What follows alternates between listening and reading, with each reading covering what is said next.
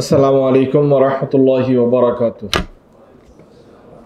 আলহামদুলিল্লাহি রাব্বিল আলামিন ওয়াল আকিবাতু লিল মুত্তাকিন ওয়াসসালাতু ওয়াসসালামু আলা সাইয়্যিদিল মুরসালিন ওয়া আলা আলিহি ওয়া সাহবিহি ওয়া মান তাবি'আহুম বিইহসানিন ইলা ইয়াউমিদ্দিন। আউযু বিল্লাহি মিনাশ শাইতানির রাজীম। বিসমিল্লাহির রাহমানির রাহিম। وقد قال الله تعالى في كتابه الكريم بسم الله الرحمن الرحيم إذ يعيدكم الله إحدى الطائفتين أنها لكم وتودون أن غير ذات الشوكة تكون لكم ويريد الله أن يحق الحق بكلماته ويقطع دابر الكافرين صدق الله المولانا العظيم। বাংলাদেশ ইসলামী ছাত্র শিবির ঢাকা বিশ্ববিদ্যালয় শাখা কর্তৃক আয়োজিত আজকের এই বদর দিবসের আলোচনা সভায় উপস্থিত শহীদি কাফেলা বাংলাদেশ ইসলামী ছাত্র শিবিরের বিভিন্ন পর্যায়ে নেতৃবৃন্দ, শ্রোতামণ্ডলী, আল্লাহ রাব্বুল আলামিনের অশেষ মেহেরবানি যে আল্লাহ তাবারক তাআলা আমাদের সবাইকে আজকে এই 17ই রমাদান বদর দিবসে বদরের আলোচনা শোনার জন্য উপস্থিত হওয়ার তৌফিক এনায়েত করেছেন। আমরা শুকরিয়া আদান বলি আলহামদুলিল্লাহ।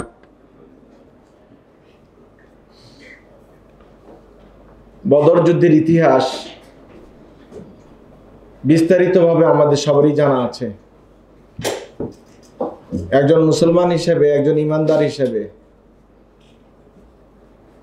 বদর যুদ্ধের আদ্যপ্রান্ত ইতিহাস জানা এটি একটি জরুরি কাজ এবং আমার জানা মতে যারা অন্তত দ্বীন ইসলাম ঈমান সম্পর্কে জ্ঞাত আছেন তারা সবাই বদর যুদ্ধের ইতিহাস সম্পর্কে কিছু না কিছু জানেন।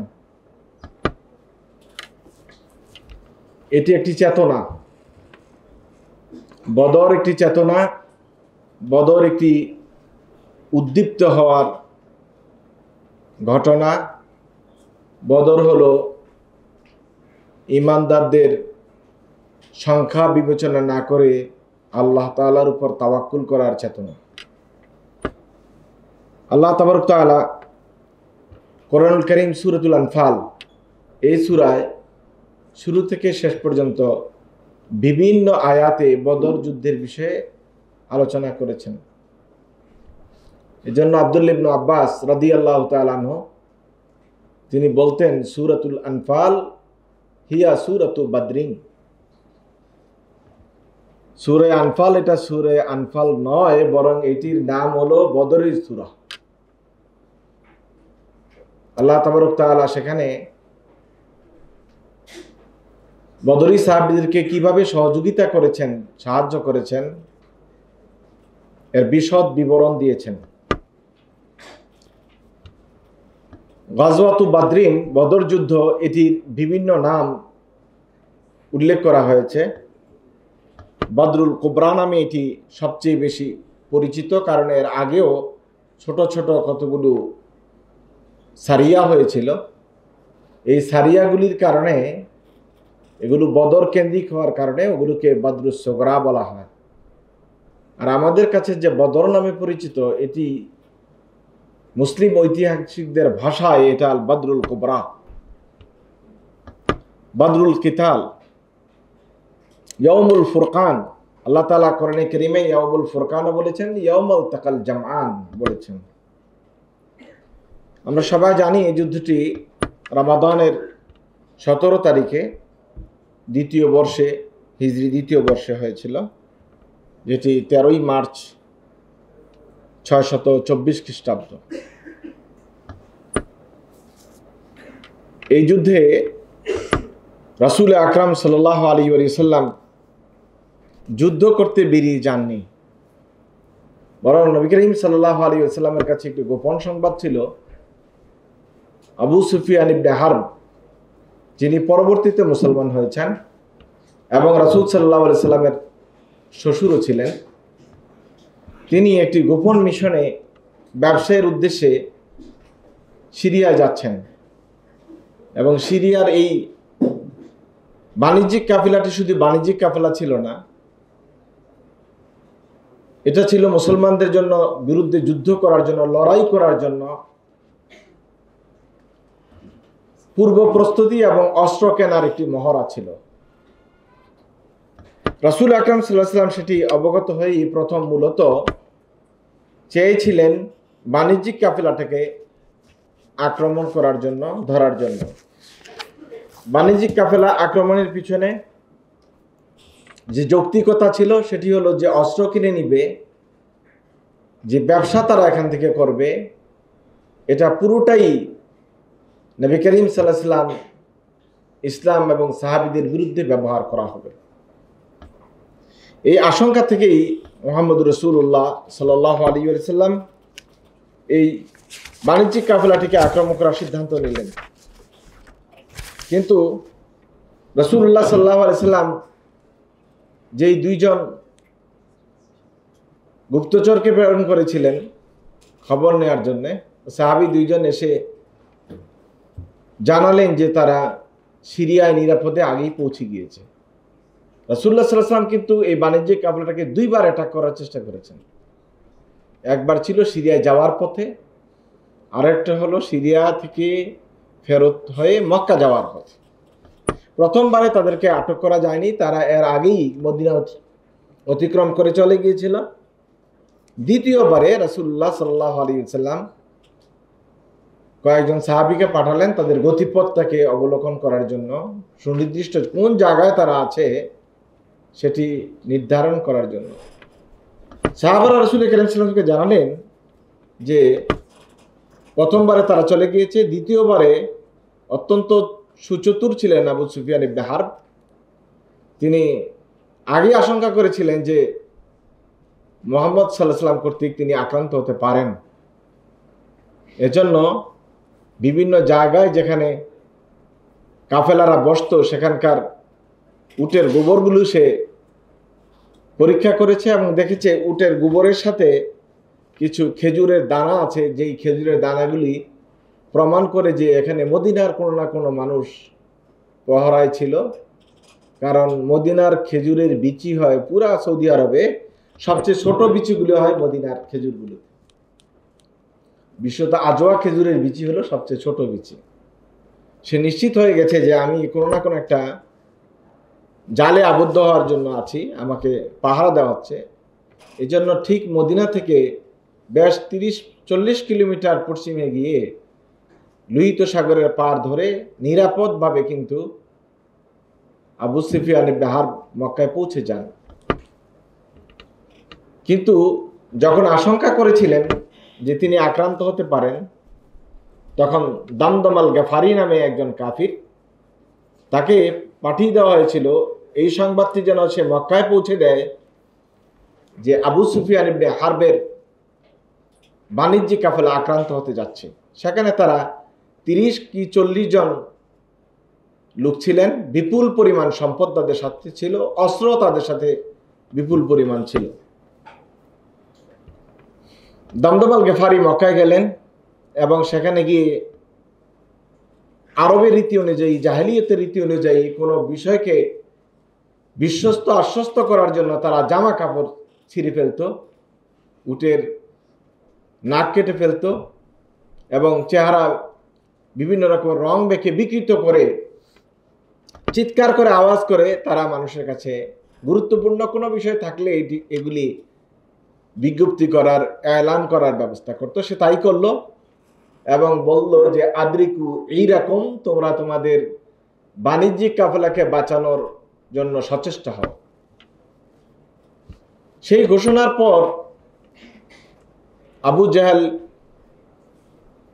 আমর ইবনে হিশাম যার নাম ছিল, সে পুরা মক্কা জুড়ে গণবিজ্ঞপ্তি দিয়ে দিল যারা মক্কার অধিবাসী তাদেরকে অবশ্যই মুহাম্মদের বিরুদ্ধে লড়াইয়ে যেতে হবে। শুধু তাই নয়, তাদের মিত্র গোত্রগুলোকেও তারা সেখানে সংযুক্ত করে নিল। বুখারী শরীফ কিতাবুল মাগাজি শুরু থেকে শেষ পর্যন্ত রাসূলুল্লাহ সাল্লাল্লাহু আলাইহি ওয়াসাল্লামের জীবনের সংঘটিত প্রায় সবগুলো যুদ্ধের বিশুদ্ধ বর্ণনা রয়েছে। সেইখানে একদম শুরুতেই গজওয়ায়ে বদরের আলোচনা এসেছে। সে আলোচনায় রাসূল আকরাম সাল্লাল্লাহু আলাইহি ওয়াসাল্লাম থেকে দ্বিতীয় হাদিস বর্ণিত হয়েছে। হযরত সাদ ইবনে মুআজ রাদিয়াল্লাহু তাআলা আনহু তার নিজের অভিজ্ঞতার কথা বর্ণনা করেছেন। সাদ ইবনে মুআজ রাদিয়াল্লাহু তাআলা আনহু তিনি যখন কোনো কারণে মক্কা নগরীতে বা দক্ষিণাঞ্চলে সফরে যেতেন, তখন উমাইয়া ইবনে খালফের বাড়িতে মেহমান হতেন। আর উমাইয়া ইবনে খালফ মক্কায় অবস্থিত যত নেতারা ছিল জাহিলি যুগে, নেতাদের মধ্যে হাতে গোনা নেতাদের মধ্যে একজন ছিল উমাইয়া ইবনে খালফ। আবার উমাইয়া ইবনে খালফ যখন মদিনা বা সিরিয়ায় কোনো ব্যবসার কাজে আসতো, তখন হযরতে সাদ ইবনে মুআজ রাদিয়াল্লাহু তাআলা আনহুর বাড়িতে মেহমান হতেন। একদিন তিনি আল্লাহ রাসূলকে বললেন, ইয়া রাসূলুল্লাহ, আমি জাহিলিয়াতের যুগে একটা নিয়ত করেছিলাম যে আল্লাহ তাআলা যদি আমাকে কখনো সুযোগ দেয় আমি উমরা করতে যাব, আমার একটা উমরা নিয়ত আছে, আমি এখন কি উমরা করতে যাব? রাসূল বললেন, হ্যাঁ উমরা করতে যাও, অসুবিধা নেই।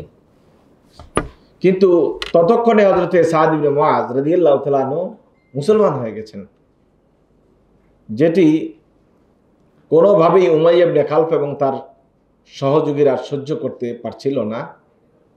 কিন্তু রীতি অনুযায়ী হযরতে সাদ ইবনে মুআজ রাদিয়াল্লাহু তাআলা আনহু উমাইয়ার বাড়িতে মেহমান হলেন। আরবের লোকেরা আতিথেয়তায় খুব সুনাম ছিল এবং তারা কখনোই আতিথেয়তাকে কোনো বিষয় দিয়ে মূল্যায়ন করত না। সম্পর্কটাই বড় কিছু, ধর্ম বা এই অন্য কিছু এগুলোকে তারা খুব একটা মূল্যায়ন করতো না। এই জন্য হযরত সাদ ইবনে মুআজ রাদিয়াল্লাহু তাআলা আনহুকে খুব বেশি আতিথ্য করলেন, থাকলেন, থাকার ব্যবস্থা করে দিলেন। তো হযরত সাদ বললেন, আমি তো তোমার বাড়িতে বেড়াতে আসি নাই, আমার টার্গেট হলো আমি কাবা ঘর তাওয়াফ করব, আমাকে একটু তাওয়াফের সুযোগ করে দাও। উনজুরলি সাআতা খালওয়াতিন, আমার জন্য একটি নির্জন সময় বাছাই করো, যখন কাবার আশেপাশে আর অন্য কোনো মানুষ থাকবে না, একটু চুপ করে ঢুকে আমি শুধু তাওয়াফ করে চলে যাব। এজন্য উমাইয়া ইবনে খালফ তাকে সাথে নিয়ে নিলেন। ঠিক আছে, তোমাকে একা ছেড়ে দেওয়া নিরাপদ না, যেহেতু তুমি মুসলমান, তুমি কাবা ঘরের চত্বরে আক্রান্ত হয়ে যেতে পারো, আমি তোমাকে নিরাপত্তা দিব, তুমি আমার সাথে চলো। নিয়ে গেলেন। যখন কাবার চত্বরে ঢুকলেন, হাদিসের ইবারত হলো হিনা জাহিরাতে, দুপুরের একটু আগে আগে, দুপুর হয় আর সময় নিয়ে গেলেন, কারণ এই সময় প্রচন্ড রৌদ্র থাকে, গরম থাকে, কাবার চত্বরে তখন মানুষ থাকে না। সেটা বলছি আবু জাহেলের সময়ের কথা, এখনের কথা না। তখন ভাগ্য খারাপ হলে যা হয়, সেখানে গিয়ে যার সাথে প্রথম দেখা হলো সে হলো আবু জাহেল। আবু জাহেলের সাথে দেখা হওয়ার সাথে সাথেই হযরতে সাদকে আবু জাহেল বললেন, তোমার কপাল ভালো, তুমি এই যে উমাইয়ার মেহমান হয়ে এসেছ। উমাইয়ার কুনিয়ত ছিল আবু সাফওয়ান, তুমি আবু সাফওয়ানের মেহমান হয়ে এসেছ, এই জন্য তোমাকে ছেড়ে দিলাম, নচেত তোমাকে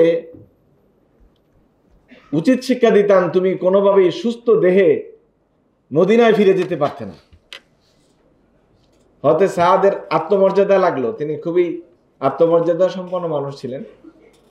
তিনি তার চেয়ে আরো বেশি উচ্চ কণ্ঠে বললেন, কথা বলার সময় বুঝ করে কথা বলা উচিত, চিন্তা করে কথা বলিও।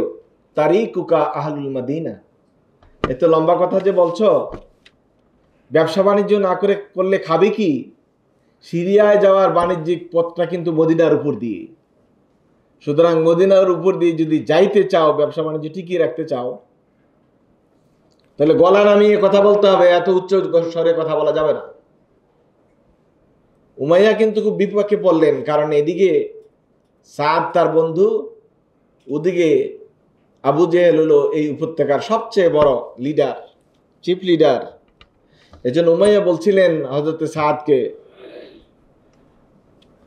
তুমি কি চিনো আবু জেহেলকে? আবু জেহেল তো আর বলে না, ওরা বলছে আবুল হাকাম সাইয়্যিদু হাদাল ওয়াদি, সেই উপত্যকার সবচেয়ে বড় লিডার। ভাই একটু রয়েছে, ধীরে স্থিরে কথা বলো। তখন হযরত সাদ বললেন, বলবো আর কি কথা, আল্লাহ রাসূলকে বলতে শুনেছি মুসলমানরা তোমাকেই হত্যা করবে এবং কাকে কাকে হত্যা করবে এই হত্যার তারিখে আল্লাহ রাসূল সাল্লাল্লাহু আলাইহি ওয়াসাল্লাম আগেই প্রকাশ করে দিয়েছেন। উমাইয়া অনেক ভরকে গেল এই কথা শুনে, কারণ রাসূল সাল্লাল্লাহু আলাইহি ওয়াসাল্লামের উপর ঈমান আনে না, কিন্তু রাসূল যে মিথ্যা কথা বলে না এই বিষয়টা শতভাগ কিন্তু বিশ্বাস করে। তারপর জিজ্ঞেস করছে আওয়া কাতিলিয়া ফি মাক্কাতা, ওরা কি মক্কায় এসে আমাকে মারবে নাকি বাইরে গেলে কোথাও মারবে? হযরত সাদ বললেন ওইটা আল্লাহ রাসূল বলেন নাই, আমি ওই অংশটুকু বলতে পারবো না, তবে যে কালো তালিকাভুক্ত আছে এতে কোনো সন্দেহ নাই। যে কোনো সময় আক্রান্ত হতে পারো এবং তোমাদের মৃত্যু হবে খুবই খারাপভাবে, এটা আল্লাহ রাসূল সাল্লাল্লাহু আলাইহি ওয়াসাল্লাম আগে আমাদেরকে জানিয়ে দিয়েছেন। ইতিমধ্যেই ওই যে দামদাম আল গেফারি সে মক্কায় আসলো আর মানুষদেরকে বলল যে আদ্রিকু ইরাকুম, তোমরা তোমাদের বাণিজ্যিক কাফেলাকে বাঁচাও।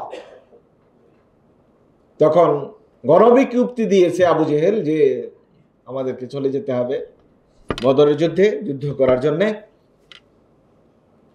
সব মানুষ যার যা আছে তা নিয়ে ঝাঁপিয়ে পড়ো।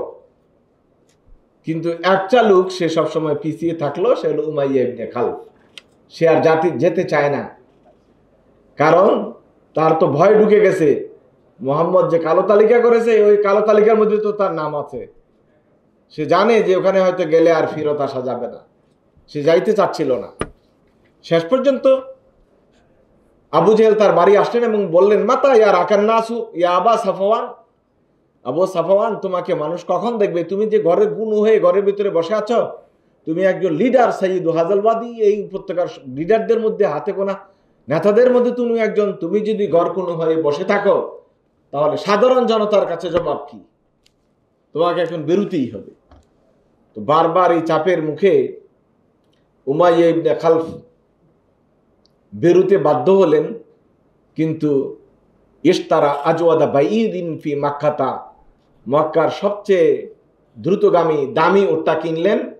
উদ্দেশ্য হলো যদি কোনো জায়গায় দেখে যে আক্রমণ লেগেছে, আক্রমণ হচ্ছে, শুরু হয়েছে, দ্রুত এটাকে আরোহণ করে এখান থেকে বিদায় নিবে, কারণ তালিকাভুক্ত দেশে জানে তার মৃত্যু কোনো না কোনোভাবে হয়েই যেতে পারে। যখন রওনা করে যাচ্ছিল তখন তার স্ত্রী তাকে বলছিল মা জাকাল আখুকাল ইয়াসরাবিয়্যু, তুমি কোথায় যাও উমাইয়া? তোমার যে ইয়াসরিবি একটা বন্ধু ছিল, মদিনার একটা বন্ধু আসছিল, সে তো যাওয়ার সময় বলে গেছিল তোমার নাকি কালো তালিকায় নাম আছে, তুমি কেন যাচ্ছ? আমার তো মনে হয় তুমি ওখান থেকে আর ফেরত আসবে না। তখন সে বলছিল যে আসলে আমি তো যাইতে চাই না, কিন্তু আবু জেহেলের এই বারবার আসার বলার কারণে আমি থাকতেও পারছি না, তবে আমি একটা দ্রুতগামী উট কিনে নিয়েছি, যদি দেখি যে অবস্থা বেগতিক তাহলে আমি তাড়াতাড়ি যেখানে বিদায়ী হতে পারি সেখান থেকে চলে আসতে পারি, এই ব্যবস্থা নিয়েই আমি বেরিয়ে যাচ্ছি। এভাবে উমাইয়া যেতে যেতে বদরের মাঠ পর্যন্ত চলে গেলেন আর উমাইয়াকে হযরতে বেলাল ইবনে আবি রাবাহ রাদিয়াল্লাহু তাআলা হত্যা করলেন। এটি ছিল একটি বিচ্ছিন্ন হাদিস যেটি বদর সংক্রান্ত, যেখানে আল্লাহ রাসূল সাল্লাল্লাহু আলাইহি ওয়াসাল্লাম বদরের নিহত 24 জন সাদাতু আহলে কুরাইশদের 24 জন নেতাদের যে তালিকা আগেই উদ্ঘাটন করেছিলেন, বর্ণনা করেছিলেন, সেই তালিকা সংক্রান্ত হাদিস বুখারী কিতাবুল মাগাজি 2 নম্বর হাদিস। আমি একেবারে ওই যে ধরে ধরে কতজন সৈন্য ছিল, কতজন বিরোধী দলে ছিল, কতক্ষণ মুসলমানদের দলে ছিল, এগুলো বলতে চাচ্ছি না, কারণ এগুলো সবার জানা আছে। আমি বলতে চাচ্ছি এই বিষয়টি যে আল্লাহ রাসূল সাল্লাল্লাহু আলাইহি ওয়াসাল্লাম বদরে যে 24 জন সানাদিদে কুরাইশদের নেতারা নিহত হয়েছিল তাদের তালিকা আগেই কিন্তু উপস্থাপন করেছেন, এবং এটি হযরত সাদ ইবনে মুআয রাদিয়াল্লাহু তাআলা আগেই বর্ণনা করেছেন। এদিকে যখন এই ঘটনা মক্কায় খুব তোলপাড় শুরু হয়েছে যে তাদেরকে সুরক্ষার জন্য যেতে হবে, বাঁচাতে যেতে হবে তাদের বাণিজ্যিক কাফেলা, তখন সেখানে আবু জেহেল ঘোষণার সাথে সাথে লোকেরা তাদের বাণিজ্যিক কাফেলা রক্ষা করার জন্য ঝাঁপিয়ে পড়ল। তাদের পাশে থাকা মিত্র গোত্রগুলো অংশগ্রহণ করলো, কিন্তু একটা গোত্র অংশগ্রহণ করলো না, সেটা হলো বনু আদি ইবনে তাই বনু আদি ইবনে তাই এই গোত্রটি কিন্তু বদরের যুদ্ধে মুসলমানদের বিরুদ্ধে অস্ত্র ধরে নাই। এবং রাসূল আকরাম সাল্লাল্লাহু আলাইহি ওয়াসাল্লাম তার পরবর্তী জীবনে বনু আদি ইবনে তাইয়ের ভূয়সী প্রশংসা করেছেন এবং বদরের যুদ্ধে কিছু মানুষকে আল্লাহ রাসূল সাল্লাল্লাহু আলাইহি ওয়াসাল্লাম শুধু ওই গোত্রের কারণে তাদের প্রতি কৃতজ্ঞতা প্রকাশ করেও কিছু মানুষকে হত্যা থেকে বাঁচিয়ে দিয়েছেন। এই ঘোষণা আসার পর আবু জাহেল যখন বেরিয়ে গেলেন আর আবু সুফিয়ান ইবনে হারব তার আশঙ্কামুক্ত জায়গায় পৌঁছে গেলেন, তখন আবার দ্বিতীয়বার চিঠি দিলেন যে না, তোমাদের আর এখন বদরে যাওয়ার দরকার নেই, আমি কিন্তু আমার বাণিজ্যিক কাফেলা নিয়ে নিরাপদে মক্কায় ফিরে আসতে পেরেছি, সুতরাং এখন আর যাওয়ার দরকার নাই। কিন্তু আবু জাহেল মনে করলো যে এটা আমার আত্মসম্মানের ব্যাপার, বেরিয়ে এসেছি তো বেরিয়ে এসেছি, এখান থেকে আর ফেরত যাওয়ার কোনো প্রশ্নই উঠে না, যাব না এখান থেকে ফেরত। বরং সে একটা ক্যালকুলেট করেছে যে মুসলমানদের শক্তি কতটুকু, কয়জন তাদের সাথে আছে, কতক্ষণ তারা লড়াইয়ে টিকবে, আমাদের জনশক্তি, অস্ত্র, আমাদের ব্যবস্থাপনা, এগুলো সে যখন একটা হিসাব করেছে তখন সে নিশ্চিত হয়েছে যে শতভাগ বিজয় তাদের জন্যই অপেক্ষা করছে। এজন্য বারবার বারণ করার পরেও আবু সুফিয়ান ইবনে হারব সে কিন্তু আর তার ওই রূপ থেকে ফিরে আসে নাই, সে বদরের দিকে ধীরে ধীরে এগিয়ে গিয়েছে। আর বিশাল সৈন্যবাহিনী যেহেতু তার সাথে ছিল, এটা অসম যুদ্ধ ছিল, এই অসম যুদ্ধে তার বিজয় হয়ে যাওয়াটা নিশ্চিত হওয়ার কারণেই কিন্তু সে আর কারো কথা শুনেনি, বরং সে বলেছে আমরা বদরে যাব, মুসলমানদেরকে নিশ্চিহ্ন করব, সেখানে ভুরিভুজ করব, রাতের বেলায় আমাদের কায়নাত মানে নৃত্যশিল্পীরা নাচ গান করবে, সেখানে মদের আসর বসবে, ওইভাবে আমরা সেখানে উৎসব করে মক্কায় ফিরব। কিন্তু আল্লাহ সুবহানাহু ওয়া তাআলার সিদ্ধান্ত ছিল ভিন্ন রকম। রাসূল আকরাম সাল্লাল্লাহু আলাইহি ওয়া সাল্লাম সেখানে যখন গেলেন বাণিজ্যিক কাফেলার উদ্দেশ্যে, তিনি তো আর যাননি এই জন্য যে সেখানে লড়াই করবেন। আল্লাহ সুবহানাহু ওয়া তাআলা কিন্তু ইতিমধ্যেই নির্ধারণ করে দিলেন, বলে দিলেন যে না, তোমাদেরকে কিন্তু জিহাদে অংশগ্রহণ করতে হবে। রাসূলুল্লাহ সাল্লাল্লাহু আলাইহি ওয়াসাল্লামের কাছে পক্ষ থেকে যখন এই ঘোষণাটি পৌঁছলো, তখন সাহাবায়ে কেরাম রিদওয়ানুল্লাহি তাআলা আলাইহিম আজমাইন একেবারেই অপ্রস্তুত ছিলেন। রাসূল সাল্লাল্লাহু আলাইহি ওয়াসাল্লাম, হযরত সাদ বিন মুআজ, সাদ ইবনে আবি ওয়াক্কাস, হযরতে আবু বকর, ওমর রিদওয়ানুল্লাহি তাআলা আলাইহিম আজমাইনদের সাথে মশওয়ারা করলেন, পরামর্শ করলেন এখন কি করা। সাহাবায়ে কেরাম রিদওয়ানুল্লাহি তাআলা আলাইহিম আজমাইন আল্লাহ রাসূলকে শতভাগ অভয় দিলেন, বললেন যে না, যেহেতু আল্লাহ সুবহানাহু ওয়া তাআলা আমাদেরকে যুদ্ধ করার জন্য নির্দেশ দিয়েছেন, আমরা অবশ্যই যুদ্ধে অংশগ্রহণ করব, আমরা কোনোভাবেই পিছু হটে যাব না। আব্দুল্লাহ ইবনে মাসউদ থেকে একটি হাদিস বর্ণিত হয়েছে, কিতাবুল মাগাজি, বুখারী 4 পৃষ্ঠা, ডান পাশের পৃষ্ঠার 2 বা 3 লাইনে সেখানে বর্ণনা করা আছে। আব্দুল্লাহ ইবনে মাসউদ বলেন, আমার জীবনের একটি দুর্ভাগ্য যে মিকদাদ ইবনুল আসওয়াদ যা বলেছে এই কথাটি যদি আমি বলতে পারতাম তাহলে দুনিয়া এবং আখিরাতের সব কল্যাণটাই আমি অর্জন করতে পারতাম, কিন্তু আমি এই কথাটি বলতে পারিনি। সেটি মিকদাদ আল্লাহ রাসূলকে বলে আল্লাহ রাসূলের মুখে হাসি ফোটাতে পেরেছে। নবী করিম সাল্লাল্লাহু আলাইহি ওয়া সাল্লাম যখন বারবার দোয়া চাচ্ছিলেন, আল্লাহ তাআলার কাছে দোয়া করছিলেন, সাহায্য কামনা করছিলেন, তখন হযরত মিকদাদ এসে বললেন, ইয়া রাসূলুল্লাহ, আপনি বোধহয় অনেক পেরেশান হয়ে গেছেন। পেরেশান হওয়ার কোনো কারণ নাই। আপনি কি মনে করেছেন যে আমরা মুসার উম্মতের মতো? মুসা আলাইহিস সালাতু ওয়াস সালাম যখন বলেছিলেন তোমরা যাও, তোমাদের আমালেকা গোত্রের বিরুদ্ধে লড়াই করার জন্য তোমরা, আল্লাহ তাআলা তোমাদেরকে নির্দেশ দিয়েছেন, তখন মুসার গোত্রের লোকেরা যাচাই করেছে আসলে আমালেকা গোত্রের লোকদের সাথে যুদ্ধ করে টিকবো কিনা। তাদের গোয়েন্দা রিপোর্ট ছিল খুবই খারাপ এবং ভয়াবহ। তারা দেখেছে আমালেকা গোত্রের এক এক লুক দীর্ঘ হচ্ছে অনেক দীর্ঘ, অনেক লম্বা মানুষ, তাদের কোনো কোনো লিচুর খোসার ভিতরে এক একজন মুসার উম্মত বসে থাকতে পারে, এত বড় লিচু এদের খাবারই এরকম, তো মানুষটা কত বড়। তারা বলল যে না, এরা আমাদের পক্ষে যুদ্ধ করা সম্ভব না, আমরা যাব না। বরং আল্লাহ সুবহানাহু ওয়া তাআলা তাদের কথাটা কোরআনে কারীমে উল্লেখ করেছেন। তারা বলছেন ইযহাব আনতা ওয়া রাব্বুকা ফাকাতিলা ইন্না হাহুনা কাঈদুন।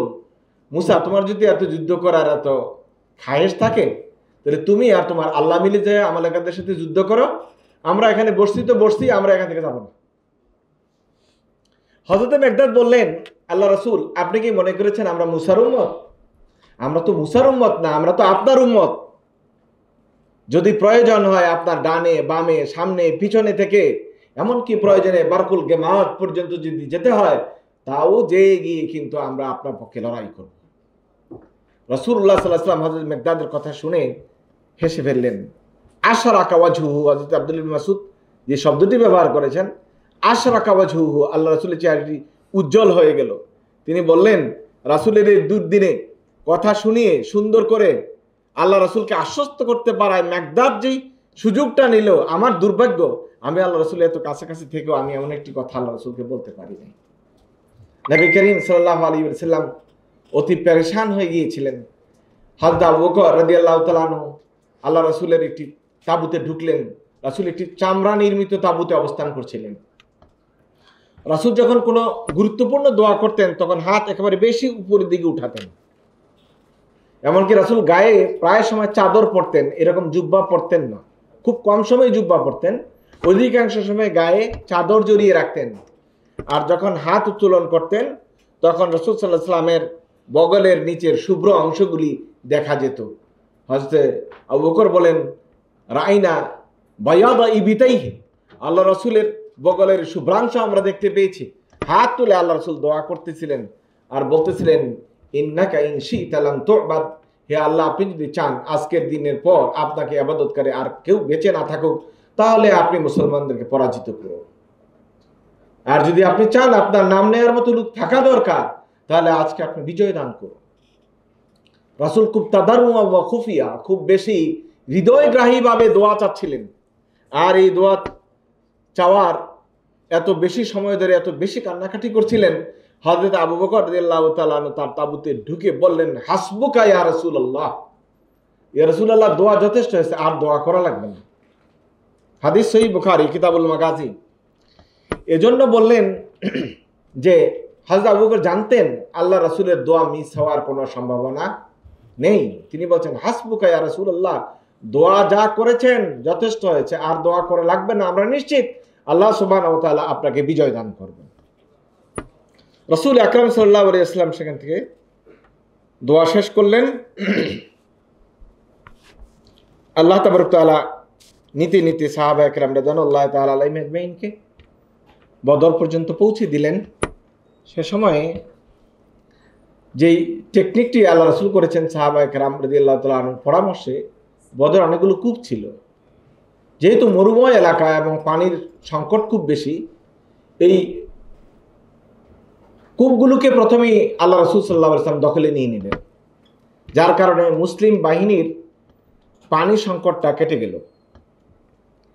অপরদিকে বদরে যে কাফেররা এসেছিল কুরাইশরা, তারা একটি কূপও পায় নাই যেখান থেকে পানির সংস্থান হবে। যেহেতু আমার হাতে সময় কম, আমি লম্বা কথা বলতে পারবো না, আমি খুব সংক্ষেপ করে শেষ করতে চাচ্ছি। আল্লাহ রাসূল সাল্লাল্লাহু আলাইহি ওয়াসাল্লাম যুদ্ধের যেদিন যাবেন এর আগের দিন রাত, পরদিন যুদ্ধ এর আগের রাতে আল্লাহ সুবহানাহু ওয়া তাআলা মুসলমানদের জন্য ঘুম চাপিয়ে দিলেন, বৃষ্টির ব্যবস্থা করলেন। আল্লাহ তাবারক তাআলা কোরআন কারীমে ইরশাদ করছেন, সূরাতুল আনফাল আয়াত নম্বর 11, আল্লাহ তাআলা বলছেন, ইয ইউগশিকুমুন নুআসা আমানাতাম মিনহু ওয়া ইউনাজ্জিলু আলাইকুম মিনাস সামাই মাআ। বদর যুদ্ধটাতে সম্পূর্ণ আল্লাহ তাআলা প্ল্যানে ছিল, এই টেকনিক যা ছিল সব আল্লাহ তাআলা খাটিয়েছেন। সূরাতুল আনফাল পড়লে এটা একদম ক্লিয়ার হয়ে যাবে। বদর যুদ্ধ হবে পরদিন, আর রাসূল আকরাম সাল্লাল্লাহু আলাইহি ওয়াসাল্লামকে আল্লাহ সুবহানাহু ওয়া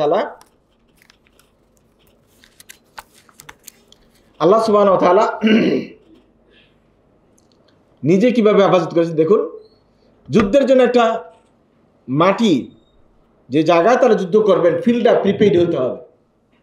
যারা যুদ্ধ করবেন তাদের মানসিক প্রশান্তি থাকতে হবে, যারা যুদ্ধ করবেন তাদের মনোবল থাকতে হবে, যারা যুদ্ধ করবেন তাদের বডি ফিটনেস থাকতে হবে। এই সবগুলো কাজের জন্য যে ভূমিকা স্বরূপ যে কাজটি করা দরকার আল্লাহ তাআলা সেটি করেছেন। সূরা আনফালের 11 নম্বর আয়াত আল্লাহ বলছেন, ইয ইউগশিকুমুন নুআসা আমানাতাম মিনহু, আমি তোমাদের জন্য নিরাপদ ঘুমের ব্যবস্থা করে দিয়েছি, ঘুম চাপিয়ে দিয়েছি। আগামী দিন যুদ্ধ, এই টেনশনে তো ঘুম না হয় স্বাভাবিক। যেখানে আগামী দিন পরীক্ষা থাকলে ঘুম হয় না, সেখানে আগামী দিন জীবন মরণের ফয়সালা, সেদিন ঘুম হয় কিভাবে সে রাতে? আল্লাহ বলেন আমি তোমাদেরকে ঘুম চাপিয়ে দিয়েছি। আর হযরত আব্দুর রহমান ইবনে আউফ রাদিয়াল্লাহু তাআলা থেকে হাদিস সহিহ বুখারীতে এসেছে কিতাবুল মাগাজিতে, যে আমার হাতে সেদিন তরবারিটা ছিল, আমি শুধু ঘুম আসে আর তরবারি হাত থেকে পড়ে যায়, ঘুম আসে তো পড়ে যায়, এইভাবে 8 থেকে 9 বার উঠাইছি। পরে কি হয়েছে আমি আর বলতে পারবো না, আমার চক্ষু বন্ধ হয়ে আমি ঘুমিয়ে পড়েছি। আর সকালে জেগেছি যখন ফজর আজান হয়েছে। আল্লাহ বলছেন ইউগশিকুমুন নুআসা, ঘুম তোমাদের উপর আমি আল্লাহ তাআলা চাপিয়ে দিয়েছি, ঘুমাইতে চায় নাই। তাহলে টেনশন ফ্রি করার জন্য যেটা দরকার এটা আল্লাহ সুবহানাহু ওয়া তাআলা করেছেন। ওয়া ইউনাজ্জিলু আলাইকুম মিনাস সামাই মাআন লিইউতাহহিরাকুম বি, এবং আকাশ থেকে বাড়ি বর্ষণ করেছি, বৃষ্টি বর্ষণ করেছি তোমাদেরকে পরিচ্ছন্ন করার জন্য।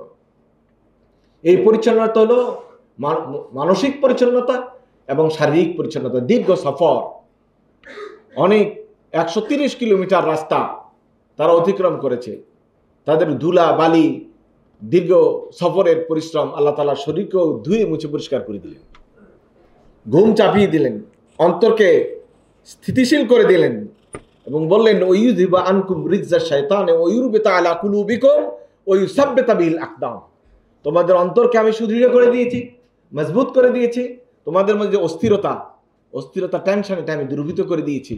ওই ইউসাব্বিতা বিল আকদাম, এবং তোমাদের পাগুলোকে আমি সুদৃঢ় করে দিয়েছি। আসলে আল্লাহ সুবহানাহু ওয়া তাআলা যদি সাহাবায়ে কেরাম রাদিয়াল্লাহু তাআলা আলাইহিম আজমাইনদেরকে সুরক্ষা না করতেন, দেখি বালু এলাকায়, যে মরুময় এলাকায়, সেখানে প্রচুর বালু থাকে। বালু থাকলে হয় কি, কোনো বালুর জায়গায় আসলে ভালো করে দাঁড়ানো যায় না। আমরা যারা সাইকেল চালাতে অভ্যস্ত আমরা দেখি যে পাকা রাস্তায় যত গতিতে চলে, বালুর জায়গায় কিন্তু সাইকেল সেভাবে চলে না, চাকা আটকে যায়। আপনি যদি ফজরে গিয়ে ওই এমন একটা মরুময় এলাকায় যুদ্ধের চেষ্টা করতেন, যেখানে বালি এক জায়গায় পা দিলে পিছলে আরেক জায়গায় চলে যায়, তাহলে ভালোভাবে ইউসাব্বিতুল আকদাম, খুব দৃঢ়ভাবে পায়ের উপর দাঁড়িয়ে থাকা যেত না। আল্লাহ তাআলা বৃষ্টি দিয়ে ওই বালুটাকে শক্ত করে দিয়েছেন। যুদ্ধের জন্য একদম পুরো প্রিপেয়ার করে দেওয়া, জমি, মন, মানসিকতা, মনন, পরিবেশ সবটা আল্লাহ তাআলা নিয়ন্ত্রণে আল্লাহ তাআলা নিয়ে নিয়েছিলেন। যার কারণে কাফিররা শত চেষ্টা করার পরেও নিজেদের অস্তিত্ব ধরে রাখতে পারে নাই, এবং রাসূল আকরাম সাল্লাল্লাহু আলাইহি ওয়াসাল্লাম নির্দেশে সেখানে তারা মল্লযুদ্ধ করার জন্য আহ্বান করেছে। কে মল্লযুদ্ধ করবে, যেটা রীতি ছিল তখন আনসারী সাহাবীদের মধ্যে থেকে 3 জন গেলেন। এই 3 জন আনসারী সাহাবীদেরকে দেখে তারা খুবই নাকসিট করলো, আরে তোমরা আসছো, তোমরা কি, মানে এদেরকে কোনো পাত্তাই দিল না। তো নবী করিম সাল্লাল্লাহু আলাইহি ওয়াসাল্লাম তখন হযরতে হামজা রাদিয়াল্লাহু তাআলা আনহু, আলী ইবনে আবি তালিব রাদিয়াল্লাহু তাআলা আনহু, উবাইদা রাদিয়াল্লাহু তাআলা আনহু বললেন তোমরা যাও, তোমরা সবাই কুরাইশদের বিরুদ্ধে লড়ো। সুতরাং মল্লযুদ্ধ শুরু হয়ে গেল, আর 3 জনেই নিহত হলো। হযরতে হামজা রাদিয়াল্লাহু তাআলা আনহু, আবু উবাইদা রাদিয়াল্লাহু তাআলা আনহু আর আলী কারামাল্লাহু ওয়াজহু বীর বিক্রমে তাদেরকে হত্যা করে ফিরে আসলেন। যুদ্ধের মোড় ঘুরে গেল। শুরুতেই যখন তারা হেরে গেল, মনোবল ভেঙে গেল, তুমুল যুদ্ধ, লড়াই শুরু হয়ে গেল। সেই যুদ্ধে 24 জন সেনাদিদে কুরাইশ নেতা নিহত হয়েছে। হাদিস সহিহ বুখারী কিতাবুল মাগাজি। আল্লাহ রাসূল সাল্লাল্লাহু আলাইহি ওয়াসাল্লাম এই 24টা লাশকে একটা পরিত্যক্ত কূপে নিক্ষেপ করেছেন, এবং রাসূল সাল্লাল্লাহু আলাইহি ওয়াসাল্লাম এই নিক্ষিপ্ত লাশদেরকে জিজ্ঞেস করেছেন, হাল ওয়াজাদতুম মা ওয়া'আদা রাব্বুকুম হাক্কা, তোমাদের রব তোমাদের সাথে যে ওয়াদা করেছিল এটা কি ঠিক পেয়েছো? কিন্তু আমি পেয়েছি, আমার রব আমার সাথে যা ওয়াদা করেছে আল্লাহ সুবহানাহু ওয়া তাআলা পুরোপুরি আমাকে দিয়ে দিয়েছেন, বিজয় আল্লাহ তাআলা আমাকে দিয়ে দিয়েছেন। বদরের যুদ্ধটা যেহেতু অনেক দীর্ঘ ঘটনা জড়িত আছে, আমি সাইড বিষয়গুলো কোনোই আলোচনায় আনলাম না, আমার হাতে একেবারেই সময় কম। আমি যে বিষয়টা দৃষ্টি আকর্ষণ করব সেটি হলো বদরের যুদ্ধ কোনো সংখ্যায় হয়নি, এটি হয়েছিল তাওয়াক্কুল আল্লাহর উপরে। আর বদরের শিক্ষা যদি আমরা আলোচনা করি তাহলে বিষয়গুলি ক্লিয়ার হয়ে যাবে। বদরের যুদ্ধে যে ফলাফল আমরা দেখি সেটা হলো মুসলমানদের শক্তি এবং ক্ষমতা বৃদ্ধি পেয়েছে। যেই মুসলমানদেরকে শুধু নেগলেক্ট করা হতো, যেখানে সেখানে অপদস্থ করার চেষ্টা করা হতো, তারা এখন হিসাবে আসতে শুরু করেছে। 2, মদিনার একটি ইসলামী রাষ্ট্র হিসেবে মদিনা একটা ইসলামী রাষ্ট্র হিসেবে আন্তর্জাতিক স্বীকৃতি লাভ করেছে। এখন আর মদিনাকে ছোট রাষ্ট্র, দুর্বল রাষ্ট্র বা রাষ্ট্র নয় স্বীকৃতি না দেওয়ার কোনো সুযোগ রইল না। 3, গনিমতের মাল প্রচুর পরিমাণে পাওয়ার কারণে সাহাবায়ে কেরাম রাদিয়াল্লাহু তাআলা আলাইহিম আজমাইন যে দৈন্যদশায় ছিলেন এটা অনেকটাই কেটে গেল, রাষ্ট্রীয় অর্থনৈতিক স্থিতি তৈরি হলো। 4, সাহাবায়ে কেরাম রাদিয়াল্লাহু তাআলা আলাইহিম আজমাইনদের মনোবল ফিরে আসলো, তারা বুঝতে পারলেন যে আল্লাহর সাহায্য তাদের জন্য অবধারিত, যদি ঈমান এবং ইসলামের উপর তারা থাকেন আল্লাহ তাআলা তাদেরকে সহযোগিতা করবেন। 5, কুরাইশ এবং তার বন্ধুগোত্র সমূহের যেই দর্প ছিল, যে অহংকার ছিল যে মুসলমানরা সংখ্যায় কম, ওরা দুর্বল, এই অহংকারটি চিরতরে চূর্ণ হয়ে গেল। আমরা যদি বদরের শিক্ষা দেখি তাহলে দেখব 1 নম্বর শিক্ষা যে জিহাদ করা একটি ফরজ কাজ, এটি বদরের যুদ্ধ দ্বারা প্রমাণিত হয়েছে। আল্লাহ সুবহানাহু ওয়া তাআলা কোরআনুল কারীমে ইরশাদ করেন, ওয়াকাতিলু ফি সাবিলিল্লাহ আল্লাযীনা ইউকাতিলুনাহুম, ওয়াকাতিলু ফি সাবিলিল্লাহ, আল্লাহর রাস্তায় জিহাদ করো। এই জিহাদটা যে ফরজ কাজ এটা বদরের যুদ্ধ দিয়ে আমরা একেবারে শতভাগ প্রমাণিত হয়েছে। আল্লাহ রাসূল সাল্লাল্লাহু আলাইহি ওয়াসাল্লাম নিজে এই যুদ্ধে অংশগ্রহণ করেছেন। আর রাসূল সাল্লাল্লাহু আলাইহি ওয়াসাল্লাম বলছেন, আল জিহাদু মাদিন ইলা ইয়াউমিল কিয়ামা, জিহাদ কিয়ামত পর্যন্ত চলতে থাকবে, এটার কোন স্টপ হওয়ার কোনো সুযোগ নেই। তবে জিহাদের ব্যাখ্যা, বিবরণ, এক্সপেনশন, কে কিভাবে কখন জিহাদের ডাক দিবে, এগুলোর অনেক সংজ্ঞা রয়েছে, এগুলোর আলোচনা রয়েছে। জিহাদ মানে কাউকে ধরে মারধর করার নাম জিহাদ নয়। 2 নম্বর বিষয় হচ্ছে আত্মরক্ষা এবং ইসলামের স্বার্থ রক্ষা ব্যতি রেখে কাফেরদের সাথে সশস্ত্র লড়াইয়ের কোনো অনুমোদন ইসলাম দেয় না। 3 নম্বর বিষয় হলো তাওয়াক্কুল আলাল্লাহ, জিহাদ বা বিজয়ের জন্য একটি অপরিহার্য জরুরি বিষয়, এটি বদরের যুদ্ধ আমাদেরকে শিখিয়ে দিয়েছে। আমরা সব সময় আল্লাহর উপর ভরসা করে জিহাদে অংশগ্রহণ করব। আল্লাহ সুবহানাহু ওয়া তাআলা বলেছেন, কাম মিন ফিয়াতিন কালিলাতিন গালাবাত ফিয়াতান কাসীরাতান বিইذনিল্লাহ, অনেক ক্ষুদ্র ক্ষুদ্র দল তারাও বিজয় লাভ করে আল্লাহ তাআলার ইচ্ছায়। সুতরাং আল্লাহ তাআলার কাছে পূর্ণ আত্মসমর্পণ করা হলো জিহাদে বিজয়ের একটি বড় শর্ত। আল্লাহ রাসূল সাল্লাল্লাহু আলাইহি ওয়াসাল্লামকে আল্লাহ সুবহানাহু ওয়া তাআলা বলছেন, লাকাদ নাসারাকুমুল্লাহু বিবাদরিন ওয়া আনতুম আযিল্লা, আল্লাহ সুবহানাহু ওয়া তাআলা তোমাদেরকে বদরে সহযোগিতা করেছেন, তোমরা ছিলে একেবারে সব দিক থেকেই দুর্বল, সম্পদের থেকে দুর্বল, জনবল থেকে দুর্বল, অস্ত্রের থেকে দুর্বল, তারপর আমি আল্লাহ সুবহানাহু ওয়া তাআলা তোমাদেরকে সহযোগিতা করেছি। 4 নম্বর বিষয় হলো আল্লাহ তাআলার কাছে দোয়া এবং সাহায্য কামনা করা, যেন আল্লাহ সুবহানাহু ওয়া তাআলা আমাদেরকে বিজয় দান করেন। জিহাদ শুধু অস্ত্রের দ্বারা হয় না, দোয়ার দ্বারা হয়। আল্লাহ রাসূল বলছেন, আর দোয়া উসিলাহুল মুমিন, মুমিনের একটা বড় অস্ত্র হলো দোয়া। সুতরাং আমাদেরকে দোয়া করতে হবে। আল্লাহ সুবহানাহু ওয়া তাআলা সেটা বলেছেন, ইস্তাগিসুনা রাব্বাকুম ফাস্তাজাবা লাকুম, হে রাসূল এবং সাহাবীরা, তোমরা যখন আমার কাছে ইস্তেগাসা করতে চাইছিলে, ইস্তেগাসা মানে সাহায্য কামনা করা, সাহায্য কামনা করতেছিলে, তখন আমি আল্লাহ তাআলা তোমাদের এই দোয়াটাকে কবুল করে নিয়েছি। ফাস্তাজাবা লাকুম রাব্বুকুম আন্নী মুমিদ্দুকুম বিআলফিম মিনাল মালাইকাতি মুরদিফিন। আল্লাহ সুবহানাহু ওয়া তাআলা বদরের যুদ্ধে প্রথমে 1000, পরে 3000, সর্বশেষ 5000 ফেরেশতা দিয়ে সহযোগিতা করেছেন, যেটি আল্লাহর ভাষায় মিনাল মালাইকাতি মুসাব্বিবিন। মুসাব্বিবিন শব্দের অর্থ হলো প্রশিক্ষিত। সাধারণ কোনো ফেরেশতা বদরের যুদ্ধে আল্লাহ তাআলা পাঠাননি, যারা যুদ্ধ করতে অভ্যস্ত ওরকম ফেরেশতা আল্লাহ সুবহানাহু ওয়া তাআলা পাঠিয়েছিলেন। বাস্তব হলো জিহাদের উদ্দেশ্য থাকবে আল্লাহ সুবহানাহু ওয়া তাআলার সন্তুষ্টি লাভ, দুনিয়ার কোনো সম্পদ পাওয়ার জন্য নয়, গনিমতের মালের জন্য নয়। এটা আমাদেরকে বদর শিখিয়ে দিয়েছে। 6 নম্বর হলো আল্লাহ তাআলার সন্তুষ্টির জন্য জিহাদ করলে আল্লাহ তাআলা যে সাহায্য করেন, এটি বদরেই প্রমাণ। আল্লাহ সুবহানাহু ওয়া তাআলা বলেন, মা রামাইতা ইজ রামাইতা ওয়ালাকিন্নাল্লাহ রামা। রাসূল আকরাম সাল্লাল্লাহু আলাইহি ওয়াসাল্লাম যে বালি নিক্ষেপ করেছিলেন, ওই বালিটি আল্লাহ রাসূল শুধু নিক্ষেপ করেছেন, কিন্তু ওই যে কাফেরদের চোখে পৌঁছে দেওয়া বুলেটের মতো এই কাজটি আল্লাহ তাআলা করেছেন। আল্লাহ বলছেন, মা রামাইতা ইজ রামাইতা ওয়ালাকিন্নাল্লাহ রামা। এবং আল্লাহ সুবহানাহু ওয়া তাআলা যে বৃষ্টি বর্ষণ করলেন, ঘুম চাপিয়ে দিলেন, ফেরেশতা নাজিল করলেন, এগুলো সবই আলামত হলো আল্লাহ তাআলার কাছে সন্তুষ্টির জন্য জেহাদ করলে আল্লাহ তাআলা সহযোগিতা করেন। 7 নম্বর হলো সবসময় জেহাদের ক্ষেত্রে সেনাপতি বা দায়িত্বশীলের পূর্ণ অনুগত থাকতে হবে। এখান থেকে যদি বিচ্যুত হয় তো জেহাদে সফলতা লাভের কোনো সুযোগ থাকে না। 8 নম্বর হলো পরামর্শ ভিত্তিক সিদ্ধান্ত নিতে হবে। 9 নম্বর সংখ্যাধিক্যের কারণে বিজয় হয় এই চিন্তা করা যাবে না। এই চিন্তা করেই কিন্তু হুনাইনের যুদ্ধে সাহাবায়ে কেরাম রাদিয়াল্লাহু তাআলা আলাইহিম আজমাইন প্রথমবারে বিজয় লাভ করতে পারেননি।